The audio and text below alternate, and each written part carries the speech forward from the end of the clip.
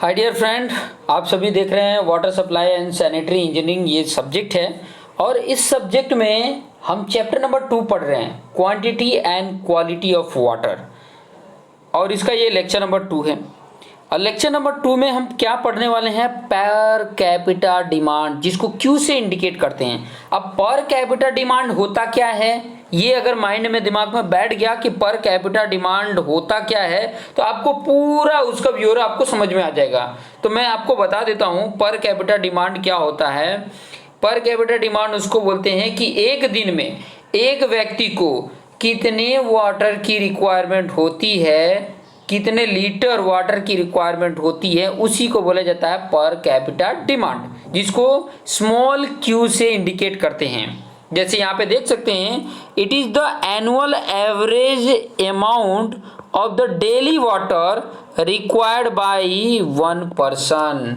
एक व्यक्ति को डेली कितने अमाउंट ऑफ वाटर की रिक्वायरमेंट होती है, वो एक एनुअल एवरेज होता है, उसी को बोला जाता है पर कैपिटा डिमांड, जिसको एक्सप्रेस किया जाता है इन लीटर पर कैपिटा पर डिमांड।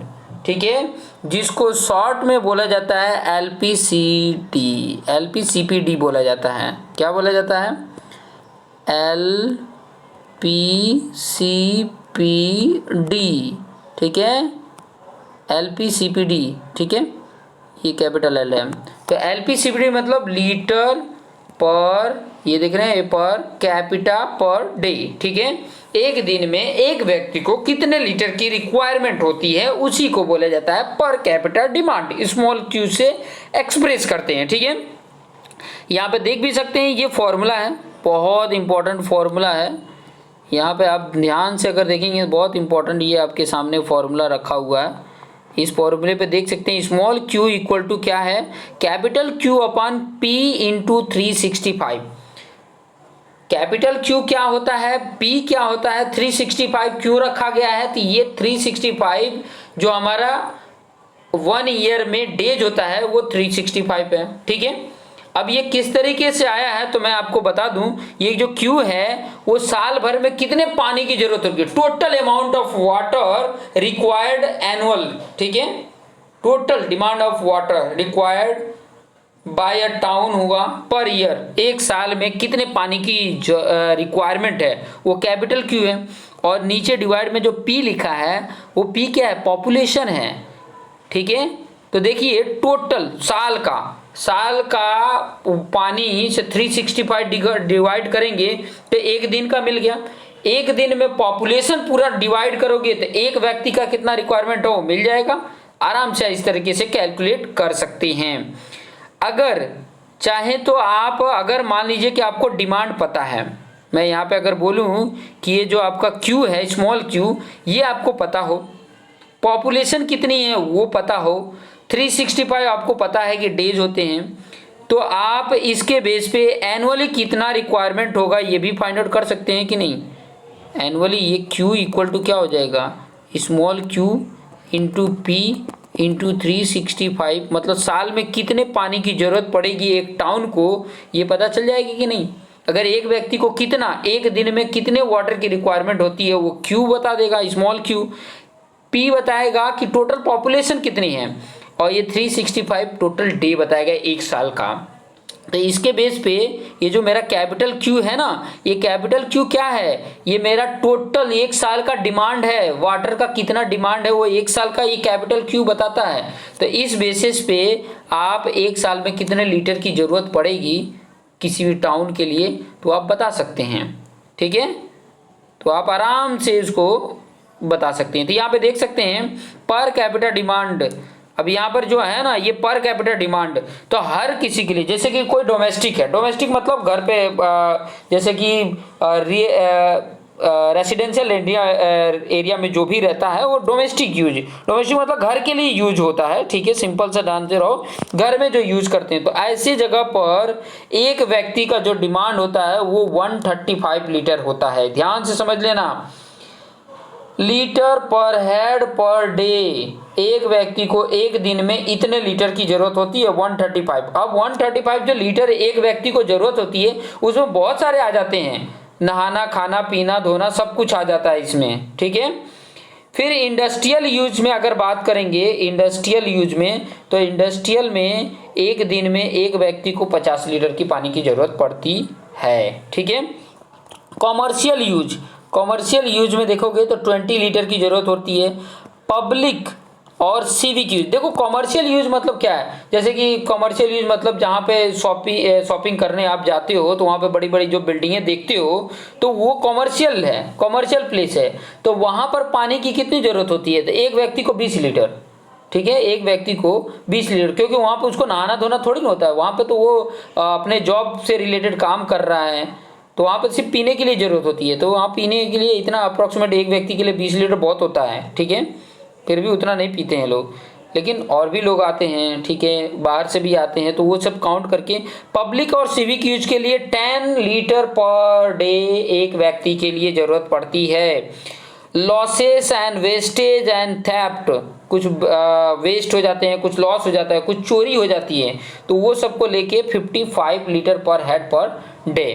टोटल कितना होता है, टोटल 270, टोटल कितना हो रहा है, टोटल डिमांड। अगर मान लीजिए कि ऑब्वियसली अगर कोई भी टाउन होगा तो यहाँ पर इस तरीके का यूज तो होगा, डोमेस्टिक जहाँ रहने वाले हैं, जहाँ पर रह रहे हैं हम, वहाँ पर यूज तो एक व्यक्ति के लिए इतना हो रहा है, इंडस्ट्रियल में इतना हो रहा है, कॉमर्शियल में इतना हो रहा है, पब्लिक और सिविक यूज में इतना हो रहा है, कुछ लॉसेस हो रहे हैं, वेस्ट हो रहे हैं, कुछ चोरी हो जा रही है, तो इसको देखते हुए टोटल कितना हो रहा है 270। ये 270 जो देख रहे हैं 270 लीटर पर हेड पर डे इतना हो रहा है, ठीक है। अभी ये जो मिल जाता है तो उसके बेसिस पे देखिए द क्वांटिटी ऑफ वाटर, ध्यान से समझिए, 270 लीटर पर head per day when multiplied with the prospective population, ये जैसे मैंने बताया ना, ये स्मॉल क्यू है और पॉपुलेशन से मल्टीप्लिकेशन कर दिए तो एक दिन में आपको मिल जाएगा कि कितना वाटर की रिक्वायरमेंट है। शैल give the total quantity of water required by the town per day, इससे हमें क्या मिल जाएगा कि एक दिन में कितने पानी की जरूरत होगी। अगर जैसे कि मल्टीपल, जैसे कि अभी मैं बता रहा हूँ कि अगर कोई गांव है तो सिर्फ गांव ही और कुछ होता ही नहीं है वहाँ पे, तो डोमेस्टिक का 135 लीटर के हिसाब से हम भेज देंगे। लेकिन अगर मान लीजिए कि कॉमर्शियल यूज होता ही है, कॉमर्शियल यूज भी होता है, इंडस्ट्री यूज भी होता है, तो ये सब मिला के एक फाइनल डिसीजन लिया गया कि 270 लीटर पर हेड, मतलब यहाँ पर 270 लीटर एक व्यक्ति के लिए है। टोटल पॉपुलेशन से इसमें मल्टीप्लिकेशन कर दोगे तो एक दिन में उसका डिमांड मिल जाएगा। जैसे कि मैं यहाँ पे बताऊँ, ये जो हम कैपिटल क्यू निकालते थे, आपका क्यू देखो 270 है और मान लो उसका पॉपुलेशन पी है, ठीक है, तो ये एक दिन का, ठीक है, एक दिन का ये डिमांड आप निकालोगे। पॉपुलेशन अगर आपको पता है कि पॉपुलेशन कितनी है, उसमें 270 का मल्टीप्लिकेशन कर दोगे तो एक दिन का उसका डिमांड पता चल जाएगा कि उस टाउन में कितना एक दिन में पानी देना है, ठीक है। बाकी पॉपुलेशन तो जो अगर ये जो मुझे क्यू मिल रहा है, कैपिटल क्यू, ये एक दिन का मिल रहा है, लेकिन मैं जो भी कुछ भी बनाऊंगा इससे रिलेटेड, जो कुछ भी डिजाइन करूंगा, चाहे ओवरहेड टैंक बना रहा हूं, चाहे मैं ट्रीटमेंट प्लांट बना रहा हूं, तो उसमें मेन इंपॉर्टेंट क्या फैक्टर रहेगा कि आपको फ्यूचर को ध्यान में रख के, फ्यूचर फॉरकास्टिंग, हमेशा हमें फ्यूचर को ध्यान में रख के बनाया जाता है कि ये डिजाइन जो की जा रही है वो 30 साल 10 साल 25 साल के लिए किया जा रहा है। तो मान लीजिए कि 5 साल के बाद कितनी पॉपुलेशन हो जाएगी, 10 साल के बाद, 30 साल के लिए अगर बनाया जा रहा है तो 20 साल के बाद कितनी पॉपुलेशन हो जाएगी, तो 20 साल में उतनी पॉपुलेशन हो जाएगी, तो वो फुलफिल करना भी चाहिए, ये भी ध्यान में रखना है हमें। नेक्स्ट देख सकते हैं, नेक्स्ट मैं बात करने वाला हूँ factor affecting per capita demand. कौन कौन से ऐसे फैक्टर हैं जो पर कैपिटा डिमांड को इफेक्ट करते हैं, ठीक है, कौन कौन से फैक्टर हैं। तो फैक्टर, पहला फैक्टर जो आ जाता है ना, वो है आपका साइज ऑफ सिटी। पहला फर्स्ट और one and only first factor की अगर मैं बात करूं तो वो है साइज ऑफ द सिटी, ठीक है, साइज ऑफ द सिटी की बात कर रहे थे, ठीक है। और ये जो मैं डिमांड की बात कर रहा था, जो डोमेस्टिक हो गया, ठीक है, इंडस्ट्रियल हो गया, फिर कॉमर्शियल हो गया, पब्लिक यूजेज हो गया, फायर डिमांड भी आता है, ठीक है, फिर कंपनसेट लॉसेस एंड डिमांड जो बात कर रहा था, ये फैक्टर अफेक्टिंग से पहले बहुत इम्पोर्टेंट है कुछ चीज़ें और भी जानने के लिए कि ये 50 लीटर कैसे है, ठीक है, 50 लीटर ही कैसे डिसाइड किया गया है। कोई बात नहीं, ये सब चीज़ें तो हम जान सकते हैं। जो इंडस्ट्रियल के लिए, डोमेस्टिक के लिए जो मैंने बताया था ना, अब उसमें क्या क्या आ जाता है वो चीज़ें भी थोड़ा जान लीजिए। ड्रिंकिंग आ जाता है, ठीक है, कुकिंग आ जाता है, बाथिंग आ जाता है, वॉशिंग एंड क्लोथ आ जाता है, वॉशिंग ऑफ यूटेंसिल आ जाता है, washing and cleaning of house and residence, flushing of water closest. तो ये सब चीज़ें आ जाती हैं, ठीक है। तो वो चीज़ें हमें ध्यान में रखनी चाहिए कि ये क्या क्या चीज़ें ज़रूरत पड़ती हैं। इसमें और भी कुछ इम्पोर्टेंट होती है, वो चीज़ें मैं आपको आगे बताऊंगा कि कुछ और इम्पोर्टेंट इसके साथ जुड़ी हुई है, वो आगे मैं बता दूंगा। फैक्टर को देख लीजिए, फैक्टर जिसमें मैंने बताया कि पहला क्या है, साइज ऑफ सिटी। अब यहाँ साइज ऑफ सिटी, जैसे जैसे सिटी बढ़ता जाएगा वैसे वैसे पॉपुलेशन बढ़ता जाएगा, वैसे वैसे डिमांड भी बढ़ता जाएगा। तो ये बहुत इंपॉर्टेंट होती है कि सिटी की साइज क्या है, ठीक है, सिटी की साइज क्या है। मान लीजिए कि अभी बहुत बड़ा सिटी है लेकिन लोग कम रह रहे हैं, लेकिन मान लीजिए कोई इंडस्ट्री वर्क हो गया, चाहे कोई और चीज़ें आ गया, लोग वहाँ से माइग्रेट हो गए, वहाँ पर बहुत ज़्यादा आ गए, तो उसके ऊपर भी डिमांड उसकी क्या हो जाएगी, बढ़ जाएगी। तो ये size of city is also one factor कह सकते हैं, ठीक है, कि जैसे जैसे साइज सिटी की बढ़ती जाती है वैसे वैसे वाटर का रिक्वायरमेंट भी क्या होता है, बढ़ते जाता है, ठीक है। नेक्स्ट पॉइंट अगर मैं बात करूंगा तो आ जाता है living standard of the people, ठीक है। Living standard of the people, living standard का मतलब क्या है पहले ये समझिए। कि देखो जैसे कुछ लोग रहते हैं बड़े ठाट बाट से रहते हैं, ठीक है, तो वो क्या है ना, पानी को ऐसे ही बहुत ज़्यादा वेस्ट करते रहते हैं। थोड़ा सा कहीं से कहीं थोड़ा सा कचरा हो गया तो पानी लेके धो, बार बार मतलब धुलाई चलती रहती है, दिन में 10 बार धुलाई चलती रहती है, तो पानी का उसमें ज़्यादा यूज होता है, तो डिमांड भी क्या होगा, ज़्यादा होगा, ठीक है।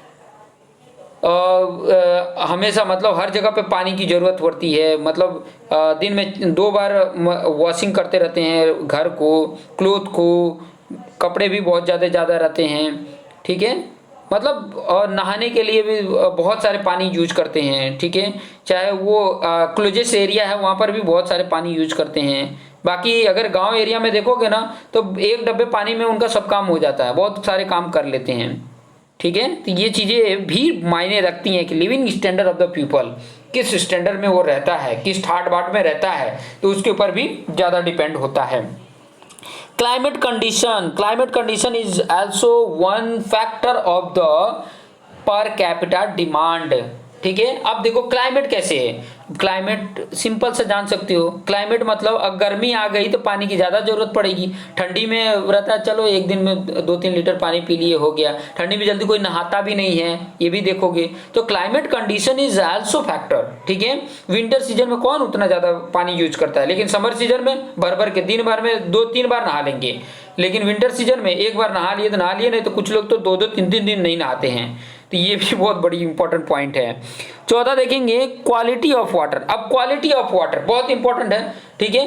क्वालिटी ऑफ वाटर किस तरीके से है, तो क्वालिटी ऑफ वाटर की बात अगर मैं बोलूँगा ना कि क्वालिटी और टेस्ट सप्लाई करने के लिए अच्छा पानी चाहिए, ठीक है। Supply water is good, it will consume more.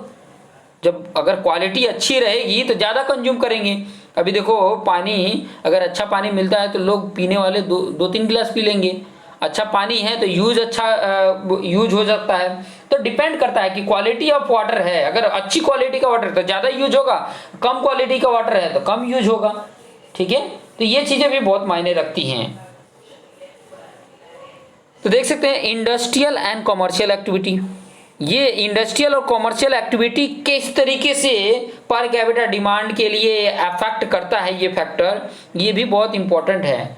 अब देखिए मैं आपको बताऊं कि जब क्वांटिटी ऑफ वाटर की रिक्वायरमेंट होती है इंडस्ट्री के लिए, ठीक है, जितने ज़्यादा उसमें यूज होगा वैसे आप देखोगे कि डोमेस्टिक का डिमांड भी बढ़ते जाएगा, ठीक है। और डोमेस्टिक का जब डिमांड बढ़ेगा तो ऑब्वियसली पर कैपिटा डिमांड भी बढ़ जाएगा। कहने का मतलब है एक तरीके से मैं बोलूं कि अगर मान लें किसी टाउन में इंडस्ट्री आ गई तो दूसरे और जगह से आके वहाँ पे काम करेंगे कि नहीं, दूसरे टाउन से भी आके उधर काम कर रहे हैं, और भी जगह से आके काम कर रहे हैं, तो वहाँ पर भी तो पानी की ज़रूरत पड़ेगी ना, हाथ धोने के लिए, चाहे वाटर क्लोजेस यूज कर रहे हैं तो वहाँ पर है, ठीक है, हाथ धोने के लिए, पीने के लिए, तो ये सब पानी कहाँ पे है, उसी टाउन में यूज कर रहे हैं, उसी टाउन में इंडस्ट्री है तो उसी टाउन का पानी यूज करेंगे। तो ये डिमांड भी बढ़ जाता है जब अगर इंडस्ट्री आ जाती है, कोई कॉमर्शियल एक्टिविटीज होती है तो। फिर आ जाता है pressure in the distribution system. Distribution system, pressure in the distribution system. तो pressure in the distribution system में अगर मैं बात करूं कि हाई प्रेशर अगर है डिस्ट्रीब्यूशन सिस्टम में तो क्या करेगा, यूज ऑफ वाटर इंक्रीज हो जाएगा, बाकी लो प्रेशर रहेगा तो डिक्रीज हो जाएगा, ठीक है, क्योंकि लॉसेस एंड वेस्टेज जब हाई प्रेशर रहता है ना तो उसमें बहुत ज़्यादा होता है, उसके कारण भी वाटर डिमांड ज़्यादा हो जाता है। फिर आ जाता है system of sanitation. System of sanitation किस तरीके से इफेक्ट कर रहा है, मतलब देखो जितना ज़्यादा वाटर हम कंज्यूम करेंगे, ठीक है, if the city is provide with the flush system provide करके रखी है, शैल be less if the old conservation system, अगर ओल्ड कंजर्वेशन है तो लेस होगा, of latrines is adopted, per capita demand of the town having water carriage system will be more. उस हिसाब से देखा जाएगा तो अगर सैनिटेशन सिस्टम अगर आप रखते हो, जैसे देखो मान लीजिए कि आप लैट्रिन बनवा दिए, बाथरूम बनवा दिए, वहाँ पे फ्लश रख दिए हो, तो कुछ लोग तो मतलब दिन में 10 बार भी हाथ धोने लग जाते हैं, तो वो चीज़ें भी है, ठीक है। तो एक तरह से छोटा बड़ा फैक्टर तो है ही है। फिर कॉस्ट ऑफ वाटर, अब देखो कॉस्ट ऑफ वाटर अगर रख दिया जाता है, जैसे कि अगर मान लीजिए कि किसी एरिया में बहुत स्कैरसिटी ऑफ वाटर है तो वहाँ पर क्या, जैसे लाइट का मीटर लग जाता है ना, वैसे वाटर का मीटर लग गया, कॉस्ट देने पड़ते हैं, अगर पानी के लिए कॉस्ट देने पड़ते हैं तो अगर ज़्यादा कॉस्ट रहेगा तो कम यूज होगा, और कम कॉस्ट रहेगा, कॉस्ट ही नहीं है तब तो लोग बेइंतहा यूज करते रहते हैं। कुछ लोग तो अपना टैप ही खोल कर रख देते हैं, पानी गिरते ही रहता है, कुछ लोग का लीकेज रहता है, उसमें से ही पानी बेकार होते रहता है। लेकिन अगर कॉस्ट अगर रख दिया गया कि अगर 1 लीटर का 1 रुपया कॉस्ट होता है तो लोग बहुत ही सावधानी से यूज करेंगे, तो कंज्यूम भी जितना ज़रूरत है उतना ही करेंगे, तो ये भी बहुत बड़ा एक फैक्टर है, ठीक है। फिर सिस्टम ऑफ सप्लाई, आप सप्लाई जो कर रहे हैं उसका सिस्टम कैसा है उसके ऊपर भी बहुत मायने रखता है। कुछ लोग सप्लाई जो अभी वाटर डिमांड की सप्लाई किया जा रहा है तो किस तरीके से, किस वे से सप्लाई किया जा रहा है वो बहुत मायने रखता है। जैसे अभी सप्लाई के जैसे है, कुछ बिल्डिंगों में सुबह से लेकर शाम तक पानी आती रहती है, कुछ जगह पे मतलब मान लीजिए कि कुछ रिहायशी एरिया है, रेसिडेंशियल एरिया है जहाँ पर मतलब 24 आवर्स पानी देते रहते हैं। अब वहाँ पे क्या है, जब मन कर तब, जितना मन करे उतना पानी यूज करो, जब मन कर तब नहाओ, ठीक है। लेकिन अगर एक लिमिट रख दिया गया कि सुबह 2 घंटे आएगा और शाम को 2 घंटे आएगा, तो उसी टाइम पे लोग जितना हो सके उतना यूज करेंगे और शाम को जितना यूज हो करना होगा उतना यूज करेंगे। तो सिस्टम ऑफ सप्लाई के ऊपर भी डिपेंड करता है, बहुत सारे फैक्टर हैं जो बहुत मायने रखते हैं, ठीक है। और जैसे मैंने कॉस्टिंग वाला बात किया था ना, वो आ गया है metering and method of charging, ये भी बहुत बड़ा फैक्टर है, ठीक है। अगर मीटर लगा दिए और चार्जिंग रख दिए, ठीक है, तो कंज्यूम भी क्या होगा, कम होगा, लोग बहुत हिसाब से यूज करेंगे, ठीक है। हाँ मतलब जैसे वो बात हुआ था ना अभी, इसके पहले बताया था कि living standard of the people अगर है कि उनकी ठाट बाट से रहने वाले हैं तो उनको पैसे की कोई पड़ी नहीं रहती हो जितना चाहे, लेकिन ध्यान रखें कि पैसे से आप अभी पानी खरीद पा रहे हो, ठीक है, लेकिन पैसे से आप प्यास नहीं बुझा सकते हैं। ये चीज़ें बहुत इंपॉर्टेंट है, ध्यान रखने, दिमाग में बैठाने वाली पॉइंट है। चलिए आगे कुछ और इंपॉर्टेंट पॉइंट देख लेते हैं, वो है fluctuation in demand of water. Fluctuation क्या होता है, ठीक है। फ्लक्चुएशन मतलब कम ज्यादा, फ्लक्चुएशन मतलब क्या होता है, कम ज्यादा। दिमाग में बैठा के रखेंगे ना तो बहुत ही काम आता है। फ्लक्चुएशन मतलब कम ज्यादा, कम ज्यादा। अब डिमांड इन वाटर कम ज्यादा किसके ऊपर डिपेंड रहेगा, तो आपको ऑलरेडी पता है क्लाइमेट के ऊपर भी डिपेंड होता है, ठीक है। क्लाइमेट देखोगे अगर मानसून सीजन है, बारिश का मौसम ही है, तो बहुत ज़्यादा पानी हो जाता है, देखोगे तो बहुत ज़्यादा पानी है, पानी की इतनी रेले पड़ जाते हैं कि लोग पानी की वजह से मरने लग जाते हैं। और वही समर सीजन आ जाता है तो भी पानी की वजह से मरने लग जाते हैं, मतलब पानी न मिलने की वजह से। और मानसून सीजन में पानी इतना हो जाता है कि बाढ़ आ जाता है, लोग डूब के मर जाते हैं। तो ये फ्लक्चुएशन दिखा रहा है, ठीक है। तो देख सकते हैं फ्लक्चुएशन की बात अगर मैं करूं, fluctuation in demand of water तो क्या है, the per capita demand Q is the average consumption of the year, average है, ठीक है, ये average consumption of the year है, ठीक है, कि एवरेज बता रहा है कि एक दिन में इतना यूज करेंगे तो वो फुलफिल हो जाएगा। द पर capital demand varies not only from the year, एक साल में कंटिन्यूअस उतना है वैसे ही एकदम पानी नहीं रहता है, ईयर बाय ईयर क्या होता है, season by season, but more important from day to day and hour to hour important होता है। साल टू साल देखने की जरूरत नहीं होती है, सीजन टू सीजन नहीं देखने की जरूरत होती है, हमें डे टू डे और आवर टू आवर डिमांड में बहुत सारे चेंजेज होते हैं। किस तरीके से हो रहे हैं, this variation of express as percentage of the annual average demand consumption, seasonal fluctuation और डेली एंड आवरली फ्लैक्चुएशन। अब सीजनल फ्लैक्चुएशन कैसे होता है, जैसे कि मैंने आपको पहले भी बताया, सीजनल फ्लैक्चुएशन मतलब अभी मैंने बताया कि मानसून सीजन है, बारिश का मौसम है, तो इतना पानी आ जाता है कि हमें उसको स्टोर करने की जगह नहीं होती है। लेकिन बहुत सारी गवर्नमेंट बहुत सारे पॉइंटों पे ध्यान रख रही है, डैम बना दे रही है, रिजर्वियर बना दे रही है, पॉन्ड बना रही है, बड़े बड़े पॉन्ड बना दे रही है कि ताकि ग्राउंड वाटर समर सीजन में रिचार्ज रहे, पानी की लोगों को कमी न रहे। और वही चीज़ें अगर ये सब चीज़ें न बने, सिविल इंजीनियर को तो बहुत ध्यान से समझना चाहिए कि कितना इम्पोर्टेंट है। मानसून सीजन में बहुत पानी होते हैं, अगर उसको स्टोर करने आ जाए, देखो मानसून सीजन में क्या होता है कि बहुत पानी आ जाता है, बाढ़ आ जाती है, और सब पानी कहाँ जाता है, समुद्र में जाता है, और समुद्र में जाके क्या हो जाता है, खारा हो जाता है, सॉल्टी वाटर हो जाता है, वो बिना काम का हो गया।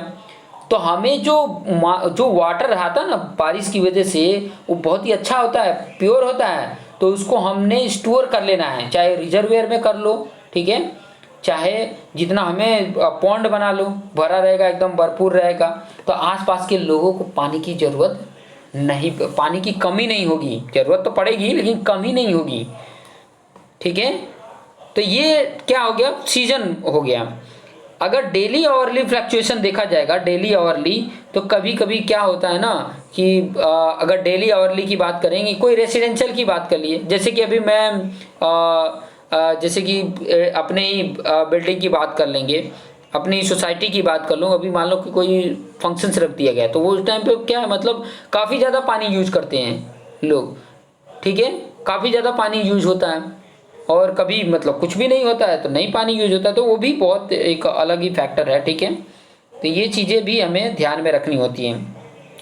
तो ये चीज़ें मैं बताने वाला था कि जो मैक्सिमम सीजनल कंजम्पशंस होता है, सीजनल कंजम्पशन की बात करेंगे तो मैक्सिमम सीजनल कंजम्पशन होता है 130% of the annual consumption daily rate of demand, जैसे 1.3 इंटू क्यू आ जाता है। और मंथली की अगर बात करते हैं तो 1.4 क्यू आ जाता है, ठीक है, 1.4 क्यू ले लेते हैं, ठीक है। अगर डेली कंजम्पशन की बात करेंगे तो उसका फ्लक्चुएशन में क्या होता है, वो 180% मतलब 1.8 क्यू आ जाता है, और आवरली में लेंगे तो 1.5 क्यू आ जाता है। क्यू मैंने बताया कि क्यू जो है मतलब ये जो फ्लक्चुएशन आता है, तो मैक्सिमम इतने तक फ्लक्चुएशन हो सकता है, कंज्यूम हो सकता है, इससे ज़्यादा नहीं। जैसे मान लीजिए कि मैं बोल रहा था कि एक दिन के ये जो 180 जो बताया है 180%, मतलब एक दिन में 135 एक दिन को एक बंदे को डोमेस्टिक में यूज होता है, और टोटल ओवर 270 होता है। तो 180% का मतलब ये हो जाता है कि 80% ज़्यादा, 80% ज़्यादा, तो 270 का अगर हम 180% निकालते हैं, 180% तो कितना आता है आपका, आ जाता है 486 लीटर। तो मैक्सिमम इतना यूज हो सकता है 486 लीटर, उससे ज़्यादा नहीं होगा, ठीक है। अगर डेली की बात करेंगे तो 486 मतलब फ्लक्चुएशन इतना आ सकता है मैक्सिमम, उससे ज़्यादा तो नहीं आएगा, तो 486 तो ध्यान में रख सकते हैं। तो ये सब चीज़ें हैं जो हमें ध्यान में रखने वाले पॉइंट होते हैं जो हमारे लिए काम के हैं। अब आ जाता है डिजाइन पीरियड। डिजाइन पीरियड का मतलब ये हो गया कि अगर मान लीजिए कि कोई चीज़ भी हम वाटर सप्लाई का प्रोजेक्ट लिए हैं और उसको हम डिजाइन कर रहे हैं, तो उसका पीरियड कितना होगा, कितने साल का होगा, ठीक है। तो वो चीज़ें बहुत मायने रखता है कि कितने साल के लिए होगा, कितने ईयर के लिए होगा।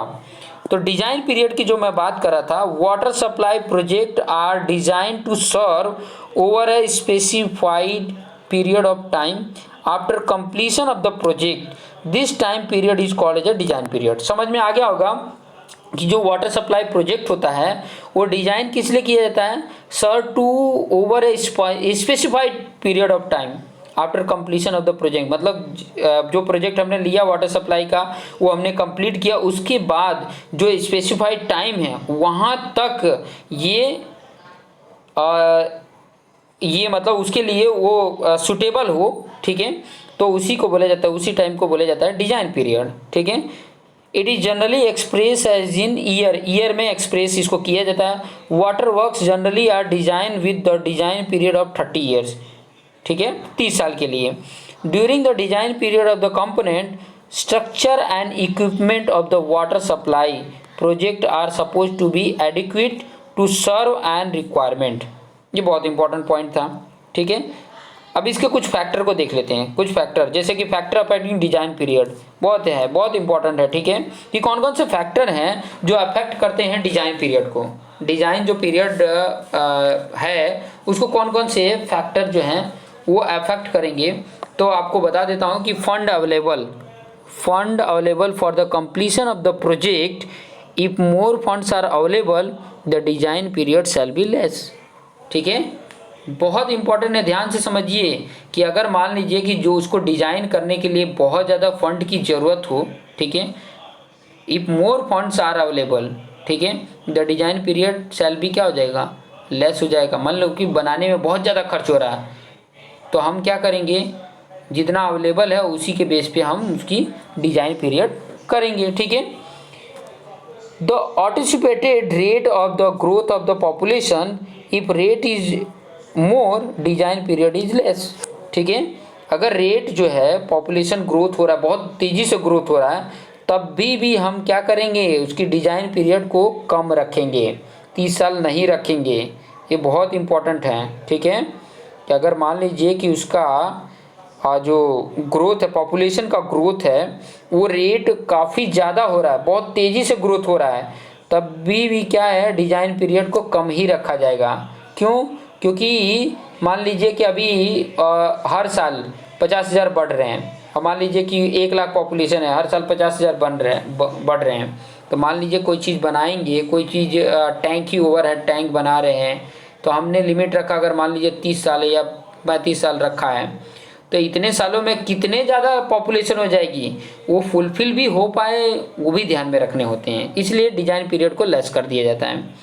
Useful life of pipes, structure, equipments use in the water works, if the useful life is more design period is also more. जो भी उसमें काम आने वाले इक्विपमेंट हैं, अगर उनकी लाइफ ज़्यादा है तो ऑब्वियसली हम जो डिजाइन पीरियड उसका ज़्यादा अज्यूम करेंगे। मान लीजिए पाइप ही उसमें लगाए हैं, ठीक है, आप जो पाइप यूज किए हैं वाटर सप्लाई करने के लिए, या तो टैंक बनाए हैं, ठीक है, तो अगर जो इक्विपमेंट यूज हो रहा है वो अगर मान लीजिए कि वेल है, बहुत ज़्यादा टाइम तक टिकने वाला है, तो उसका डिजाइन पीरियड भी ऑब्वियसली ज़्यादा हो जाएगा।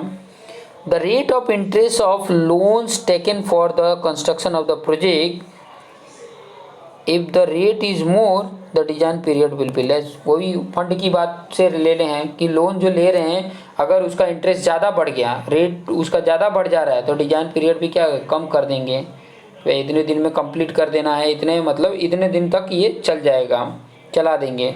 Efficiency of component unit of the project during early years of working.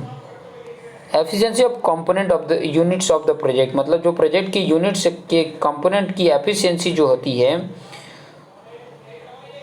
During the early year of the, मतलब early year of the working, the more efficiency, जितना ज़्यादा एफिशिएंसी होगी उतनी ज़्यादा पीरियड का डिजाइन होगा। कुछ और इम्पोर्टेंट पॉइंट है, और ये लास्ट पॉइंट है इस वीडियो के लिए, design period for different component of water. जैसे कि देख सकते हैं स्टोरेज ऑफ डैम, अगर स्टोरेज ऑफ डैम के लिए तो 50 ईयर्स के लिए हम उसको डिज़ाइन करते हैं। इन्फिल्ट्रेशन वर्क के लिए अगर है तो 30 ईयर्स के लिए। पंपिंग में जैसे कि पंप हाउस है, इलेक्ट्रिक मोटर या पंप है, तो पंपिंग हाउस जो है वो 30 साल के लिए, और इलेक्ट्रिक मोटर है जो 15 साल के लिए है। वाटर ट्रीटमेंट जो यूनिट है वो 15 साल के लिए।